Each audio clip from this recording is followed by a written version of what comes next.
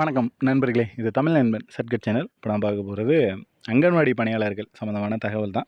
இந்த அப்ளிகேஷனில் நிறைய சந்தேகம் ப்ளஸ் ஆஃபீஸ் அதோட பேர் என்ன, எங்கே போய் பார்க்குறது அப்படிங்கிற சந்தேகம். அப்ளிகேஷனில் இன்னும் ஒரு ரொம்ப கிரிட்டிக்கலான ஏரியா அப்படின்றது 1, 2 அது என்ன அப்படின்றது எல்லாமே நிறைய சந்தேகம் கேட்டுக்கிட்டே இருக்கீங்க. ஃபஸ்ட்டு நம்ம அங்கன்வாடி பணியாளர் அப்படின்றதும் இப்போ உங்களோட வட்டார அலுவலகத்திலையோ அல்லது மாவட்ட அலுவலகத்திலையோ கேட்டிங்க அப்படின்னா, ஒருங்கிணைந்த குழந்தை வளர்ச்சி பணிகள் திட்டம் அப்படின்னே போட்டிருப்பாங்க. அப்படி இல்லையா, அங்கன்வாடி பணியாளருக்கு விண்ணப்பிக்கணும் எங்கே இருக்குது அப்படின்ற மாதிரி குழந்தை நல வாரியம் ஒருங்கிணைந்த குழந்தை வளர்ச்சி பணிகள் திட்டம் அப்படின்னு சொல்லிட்டு போட்டிருப்பாங்க. ஒருங்கிணைந்த குழந்தை வளர்ச்சி அப்படின்னு சொல்லிட்டு ஒரு போர்டு வச்சு போட்டிருந்துருப்பாங்க. அதில் போய் நீங்கள் தாராளமாக கேட்டுக்கலாம், அப்ளிகேஷன் போட்டுக்கலாம். நீங்கள் யூனியன் ஆஃபீஸ், தாலுகா ஆஃபீஸ் பக்கத்தில் இருக்கலாம். ஒரு சில டிஸ்ட்ரிக்டில் அப்படி இருக்கும். ஒரு சில டிஸ்ட்ரிக்டில் கலெக்டர் ஆஃபீஸ் கிட்டே இருக்கும். கலெக்டர் ஆஃபீஸுங்கிறது டிஸ்ட்ரிக்ட் ஆஃபீஸு.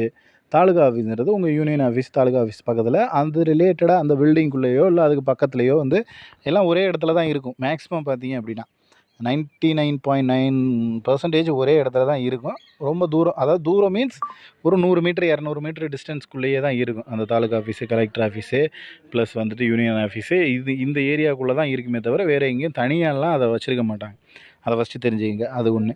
ஸோ அப்ளிகேஷனில் ஃபோட்டோ ஒட்டணும், ஓகே. இதில் எந்த பிரச்சனையும் இதில் வராது. உங்களுக்கு ஃபோட்டோ ஒட்டிட்டு கையெழுத்து, பாதி கையெழுத்து ஃபோட்டோலையும் பாதி கீழேயும் வரணும், அவ்வளோதான். அதில் பிரச்சனை இல்லை.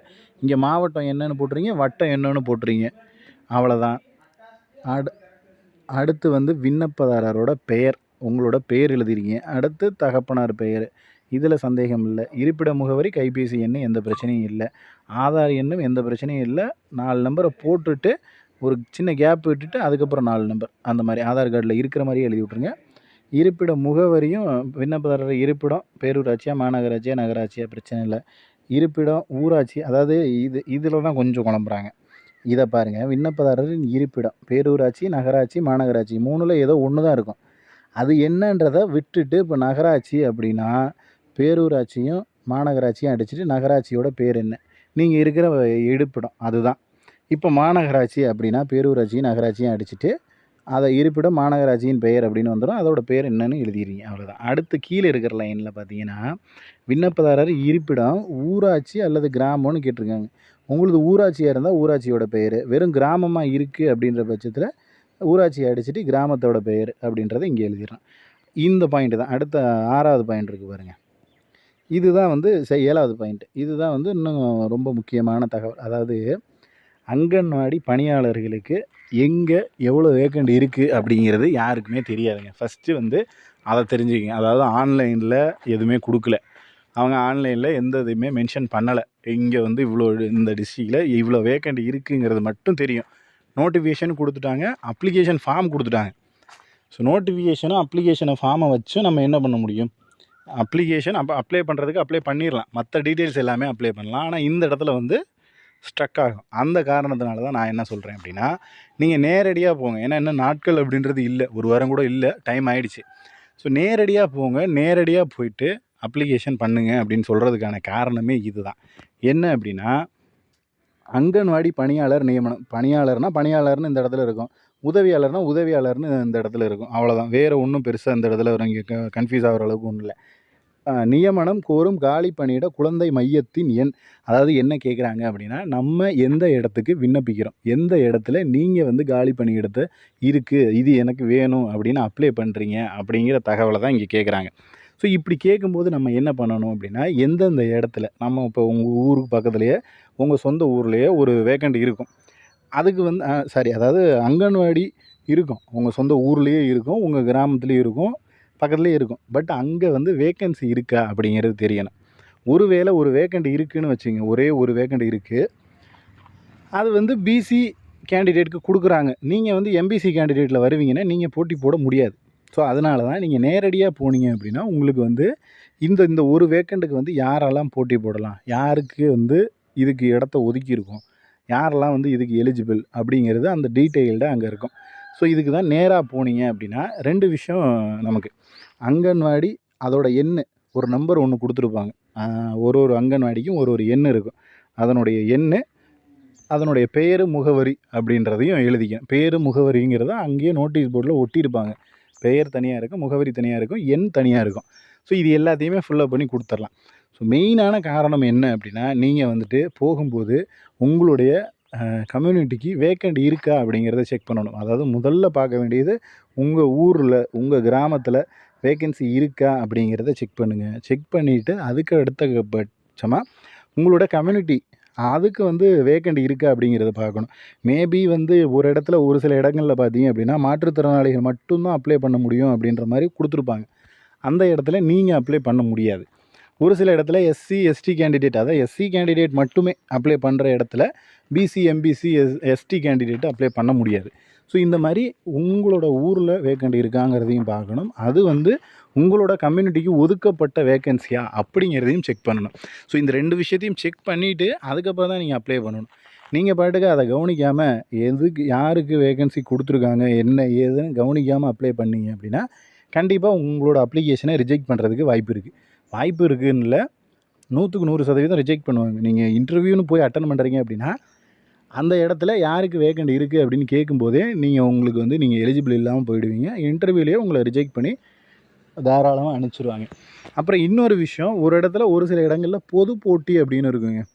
இந்த பொது போட்டி அப்படின்னு இருக்கிறது என்ன அப்படின்னா, இந்த இடத்துல யார் வேணால் போட்டி போடலாம்.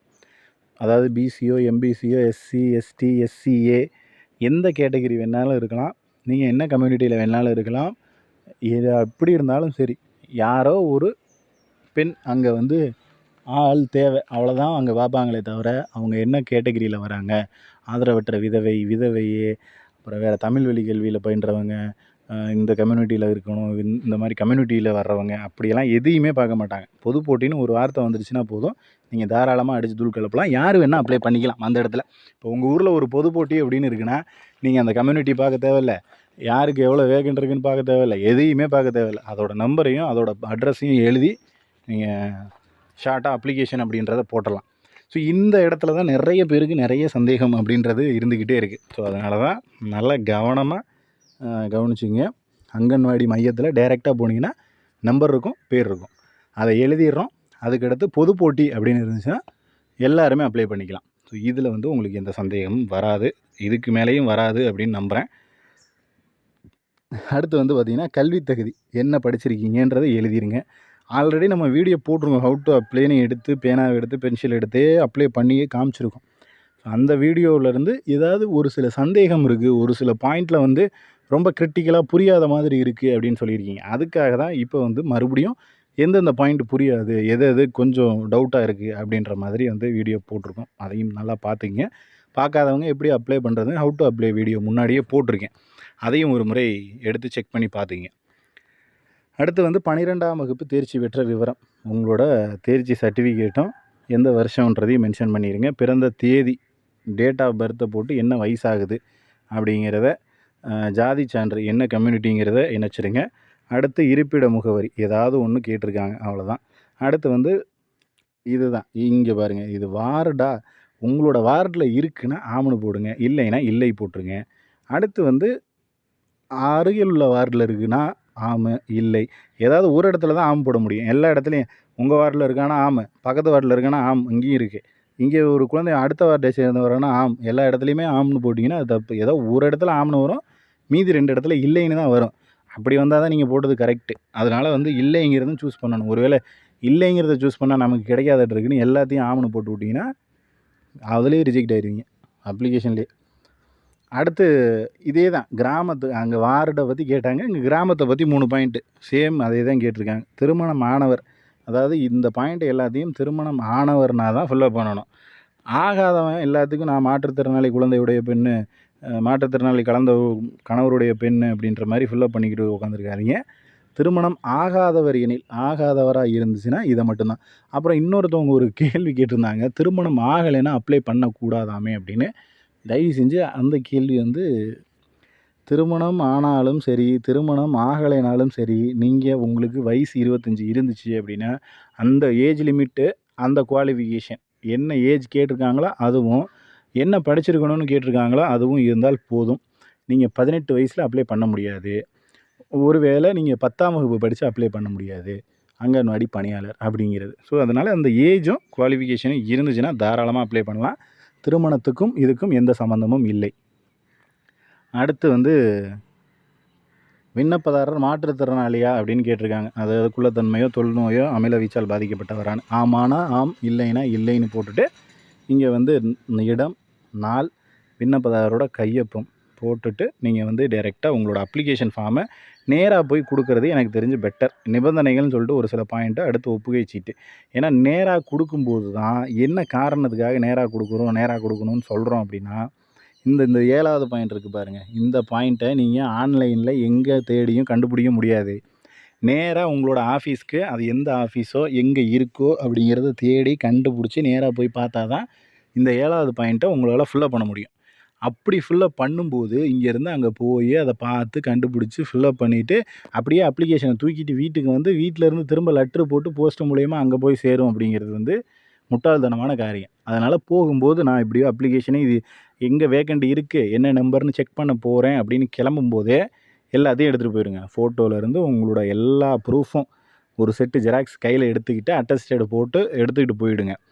போயிட்டு அங்கே என்ன நம்பர் சொல்கிறாங்க, எங்கே வேக்கண்ட் இருக்குதுன்னு பார்த்துட்டு அங்கேயே அதை ஃபில்லப் பண்ணி அப்படியே சப்மிட் பண்ணிவிட்டு டைரெக்டாக வந்துடலாம்.